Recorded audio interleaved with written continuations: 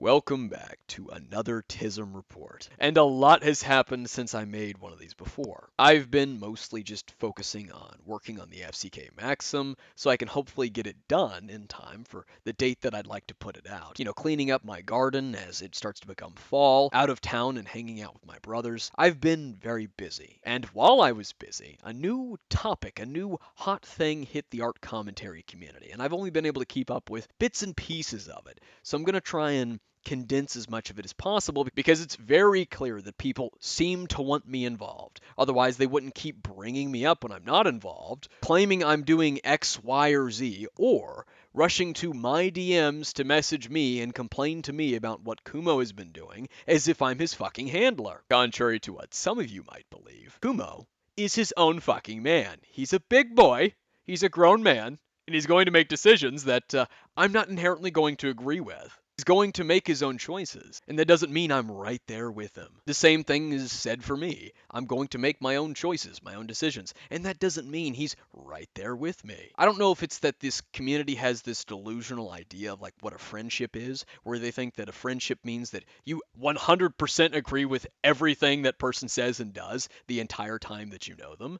Otherwise, you can't be friends. After situation, I'm starting to think that that's how these people think friendships work, which is probably why none of their friendships ever even last. You guys want my take on it so bad. You all want to keep claiming this X, Y, or Z thing in regards to Kumo or what I've said about Kumo. Here's my fucking take. But first, before I give that take, I want to give a rundown, a sort of series of events that led up to what is currently taking place and what we're going to be talking about in today's TISM report. Now, where everything started was with two individuals, SynniBear03 and Birdie. Birdie came out with a video saying that they were living with a groomer, referring to SynniBear, and that they needed to move out as soon as possible. SynniBear03 made a video confessing to everything, admitting to it. That was on September 15th. And a couple of days later, on the 18th or 19th, Kumo and a couple of friends created some kind of support group chat for SynniBear because they wanted to be a good influence on SynniBear and also get her side of the story. And on September 27th, Kumo had two streams titled Is SynniBear a Groomer or Is Birdie a Scammer? Now these two streams are what kicked off his involvement in the SynniBear and Birdie discourse. And for context, of course, the thumbnails of these two streams had a art piece of Birdie in them that was made by Melm. So basically, before Kumo made these two streams, an individual by the name of Melm made a video sort of in support of Birdie, trying to get people to go and donate to Birdie's GoFundMe. And in the thumbnail of Melm's video, they had artwork that they made of Birdie. Kumo, seeing this video, downloaded the thumbnail and cut out Birdie from the thumbnail, and threw this cutout of Birdie onto the thumbnail of his two streams that he had on September 27th. On September 28th, Nyx Animations put out a tweet that says, I love random allegations for content based on absolutely nothing. What is this? At Damaged Coda, who is Birdie, with a screenshot of Kumo's stream, is SynniBear a groomer or is Birdie a scammer? And the reaction to this and to his stream was fucking laughable. Let's read some of it. Kumo and his friend Akumu have always been extremely bad faith actors who will offend horrible people out of spite or just to be anti-SJW on main. Also, this is just me, but the fact they're both a bit too comfortable saying the R slur derogatorily gives me a major ick. Yeah, I've realized that they both are extremely transphobic to most of the art community, misgendering people on purpose, as well as being horribly ableist to disabled people. Akumu has a whole playlist called the TISM Report, which is very ableist. Oh, look at that. Well, you're in one. Of course he's friends with Akumu. He was literally in the trenches trying to defend Madame when she scammed a 15-year-old out of credit for the free art they made her and doxing their phone number after. Now they're both defending abusive behavior towards children. Akumu especially has been a fucking weirdo. He has held such a grudge against people for years, even me, all because I ratioed him a couple of times 4 years ago. He and Kumo are both so fucking weird and need to get actual lives. Ain't Kumo the same dude that's comfortable with saying the N-word? This should give you a really good idea as to the kind of crowd that's involved with this situation and this discourse. Mind you, at this point, I haven't said anything about this People were just bringing me up because I was friends with Kumo. Melm, the aforementioned artist who made the artwork of Birdie, which would then be put into Kumo's thumbnail, then reached out to Kumo to complain that the artwork of Birdie was in his thumbnail. She was worried that people, oddly enough, would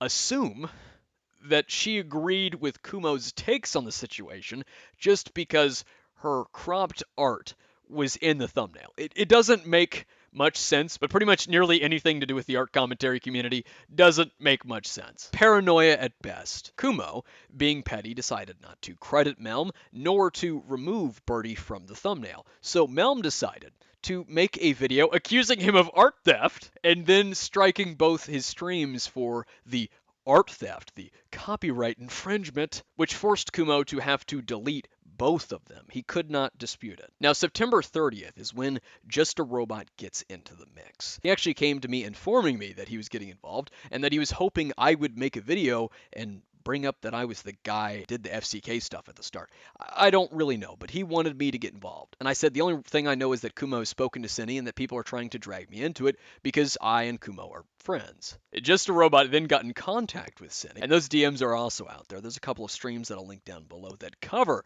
those DMs if you're curious about them, or some of you have maybe already seen those DMs. And there is another thing that has happened since all this has come out. The DMs, the group chat of the support group for SynniBear, which was very cringe in my opinion. Very cringe. Then there's the DMs between Just a Robot and Cinny, and then Lio and Just a Robot's call. So a lot has unfolded in this situation. Even multiple other Google documents have come out about Cinny. So the situation has basically just unfolded into one giant fucking shitfest. A giant mess that's difficult for anyone really to navigate. And the most recent event, as of a day or two ago, was Kumo striking down or flagging Flatly Gaming's video on him. This individual named Flatly made a video using Kumo's profile picture, his artwork, and Kumo, seeing that none of the art tards were proclaiming art theft and demanding that he take down the video or demanding credit, decided to be petty, to be a hypocrite, and flag down the video. And when I learned of this, the first thing I did was go to Kumo about it and point out that it still is hypocrisy. Even though he's completely right that there is a blatant fucking double standard with the way they go about this art theft shit, the art tards. It doesn't change the fact that he didn't like when Melm did it to him, that he didn't like the fact that he was put in a position where he couldn't dispute it, let alone the fact that he had to take down his streams. And yet there he went and put someone else in that position. On impulse, he made a stupid fucking decision to cross his own fucking line. It was fucking hypocrisy. And I was disappointed in him about it. The first thing I did was go to him about this. After Beckett had spoken with him, I told him to take it down, to undo the flagging, or the strike, and to make a video explaining why and,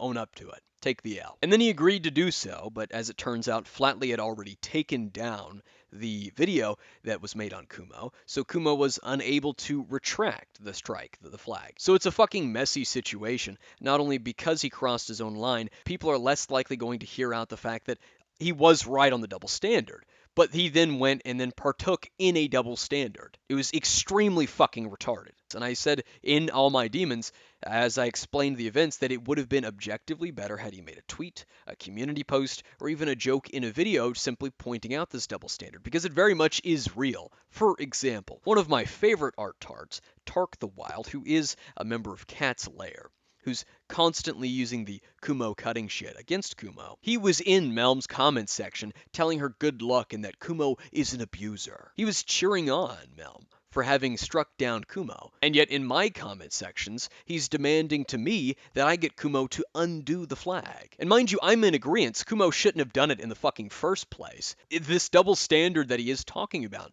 with the fact that it was art theft and that they were all for Melm striking him down, and yet all of a sudden, when he does it to Flatly, it's a problem. Yes, he's right on that, but that doesn't make what he did any fucking better. These two things can be true at once, and Tark the Wild is just one of many perfect examples of exactly that. All for it when Melm did it, but when Kumo does it, I need to do something. I need to get involved, and I need to say something to Kumo to make him undo it because people pretend like I'm his fucking handler. And a point that I've seen several other people bring up, and even bring up to me, and it's a very good point, is that Flatley is an art commentary. Flatley's a normal, like, mainstream sort of commentary community, small individual that made a video on Kumo. They're not art commentary, and I don't even think, I haven't been able to find anything from Flatley cheering on the fact that he was struck by Melm. So Kumo lashing out in a desperate attempt to prove his point, he lashed out at the wrong fucking people. So he lashed out at a completely innocent bystander that just wanted to provide their take on him. So I'm not going to sit here and pretend as though all the criticism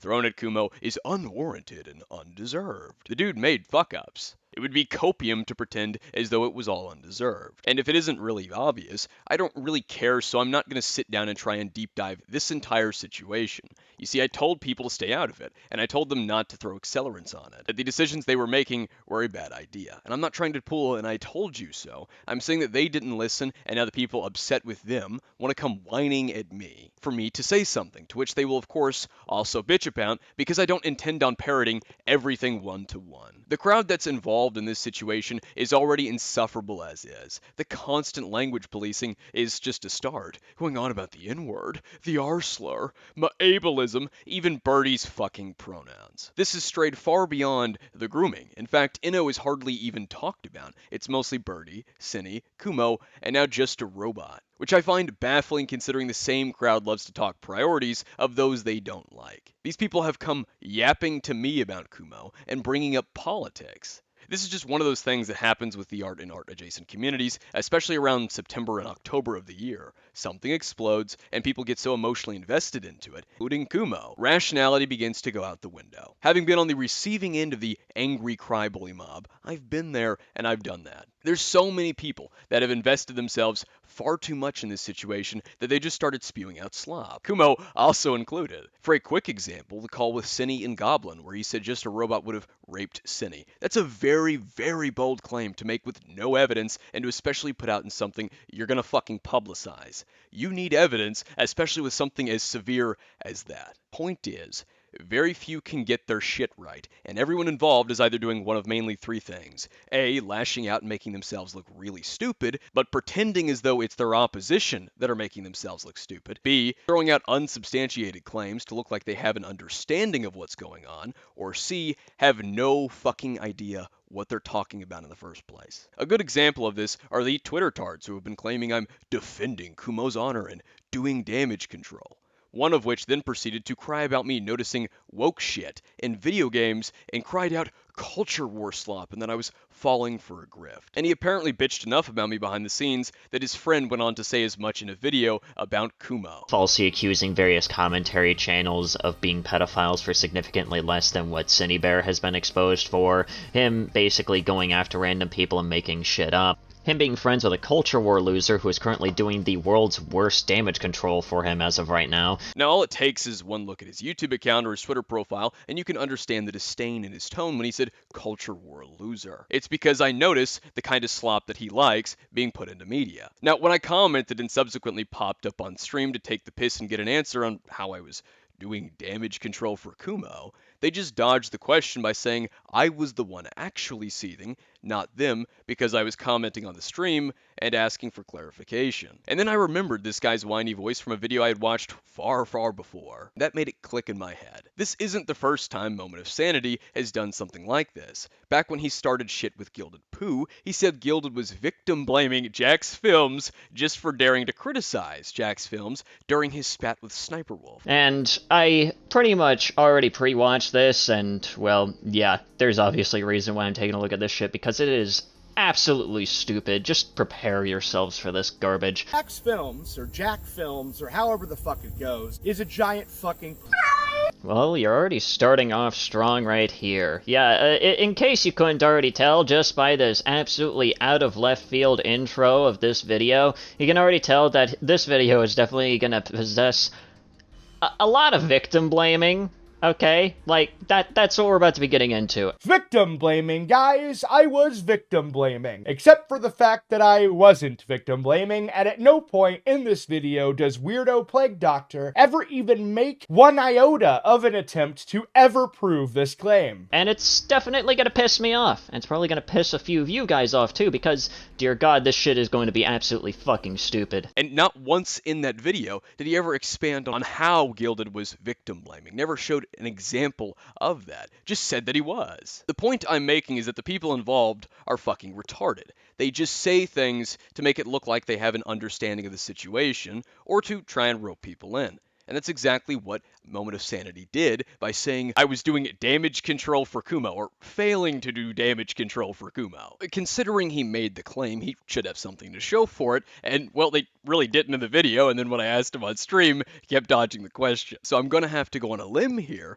and assume that he's referring to me on Twitter, supposedly doing damage control for Kumo. But if you just look at my Twitter, the most that I've done is disagree with a couple of claims that mainly two individuals have made about Kumo, and then his friend, this fucking doctor retard, came squealing at me, quote retweeting me, because I was in disagreement with some of the claims about Kumo. So disagreeing with some of the claims and pointing out just how overly dramatic and retarded these people are is apparently trying to control the damage that Kumo is receiving. Yeah, that's how they're framing that. Which is really interesting because I've also acknowledged the shit that he did do, such as the copyright strike. So if I really was trying to do damage control, why would I acknowledge the things that he's done that I disagree with, such as the copyright strike? Or better yet, why haven't I made a video defending Kumo? But alas, it must be framed that way because he needed a means of shoehorning me into the video to bitch about the fact that Kumo's friends with someone that has politics that he doesn't like. Any information given to these people is going to be formatted and shadowed in a way that's overly dramatic and conforms to a set of idea of what they believe is happening. This is how and why they proclaim I'm